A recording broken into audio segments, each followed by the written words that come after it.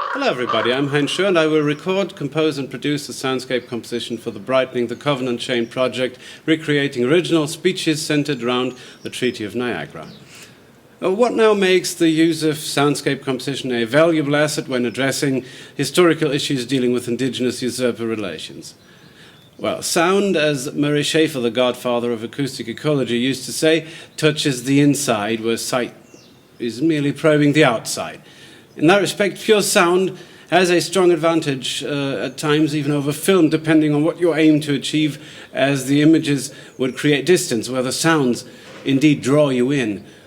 Pure sound can attenuate the othering effect. It can make the ephemeral tangible. It can allow for an atmospheric and effective approach.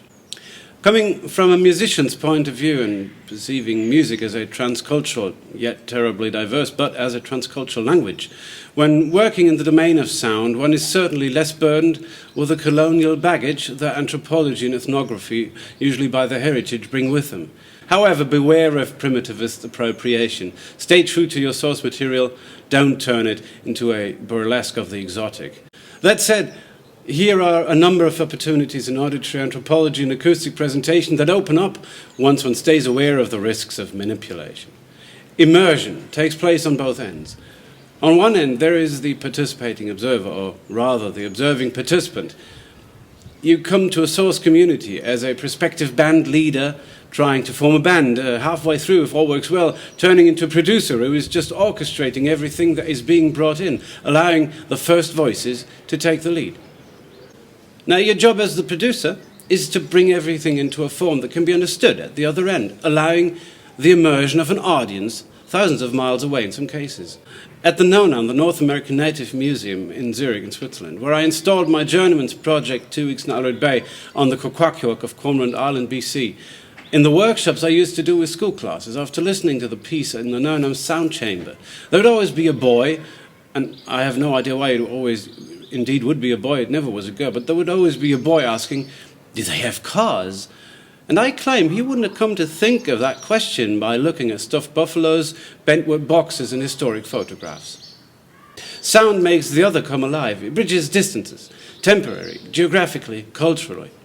Back in the day, the Sounding Museum Soundscape project was acknowledged as a contribution to the 2010 year of the rapprochement of cultures by the UNESCO, and I would indeed say for good reason, because it makes the listener familiarize, fraternize in a good way even, in a much more immediate and effective sense than silent objects could as museum exhibits.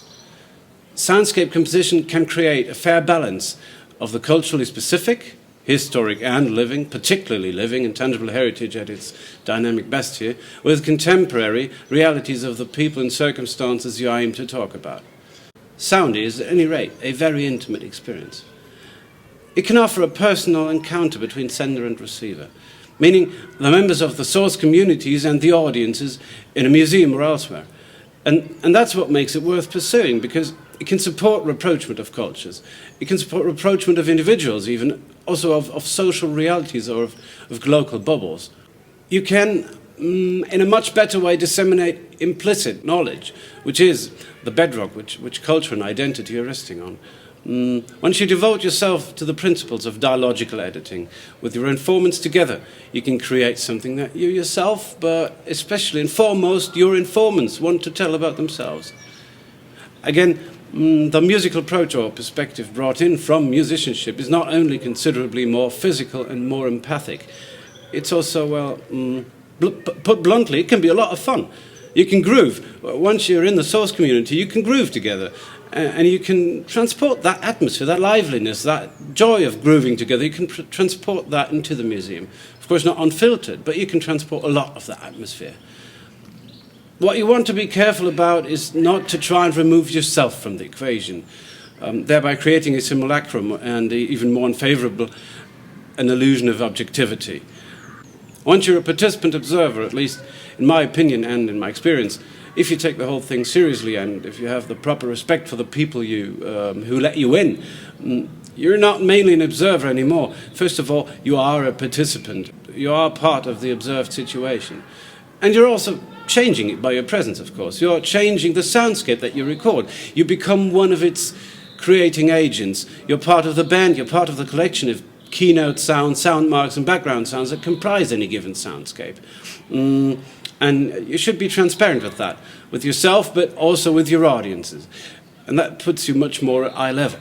You want to be, and that goes for your audiences as well, or maybe particularly for your audiences, you want your audiences to be, and you want yourself to be at eye level.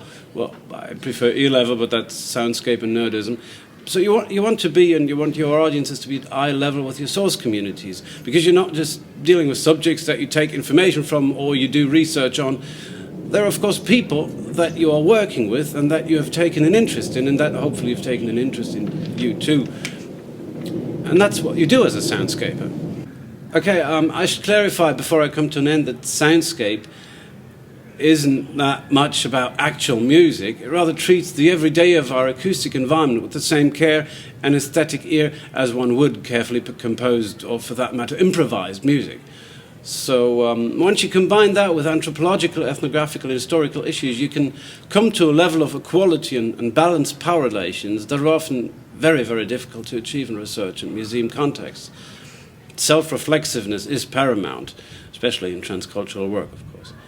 Soundscape, as coined by Murray Schafer, was worried about the acoustic equilibrium from an ecological point of view, or rather listening. And maybe that's yet another reason why the soundscape approach is rooted in a caring, respectful and humble attitude. And therefore, I'm very proud to have been invited to contribute my part to the Covenant Chain Research and Public Education Project.